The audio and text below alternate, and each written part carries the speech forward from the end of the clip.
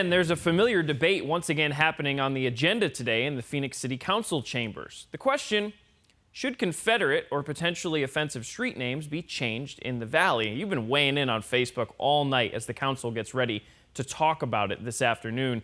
We will share those thoughts in just a few minutes. But first, the reason this is happening.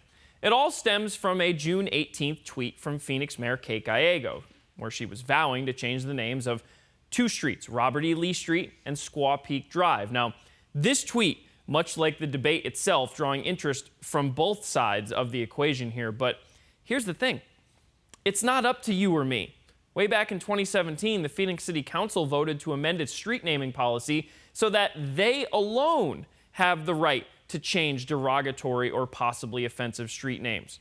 Before that vote, it would have taken support from 75% of the residents who live on those streets to make the change.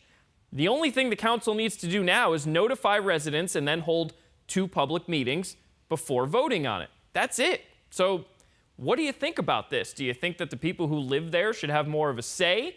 Do you think it doesn't matter? Do you think they should go ahead and change it or not change it? Common sense says we can't change history, but we can change the future. So let's look forward to change. We got a text this morning. And then Ann in Ahwatukee, changing the name of a street and taking down statues is not going to change the history of America. Let's learn the real history and not the history or the lies that we've been told. And yes, we should change the names of Confederate streets. The Confederate stood for the oppression of the entire race. They were racist and shouldn't be memorialized. Get rid of the statues as well, Walter says. So the argument against that we have been receiving from a lot of people is that the folks there would then have to go through changing things like their driver's license and their passport and all the other things that have your address on it. That could be inconvenient. One of the texters said they should, if they're going to do that, then they should pay for all of those changes for the people there. So keep weighing in. Let us know how you feel about it. 602-444-1212. I am reading all your texts, I promise, so keep sending them to us.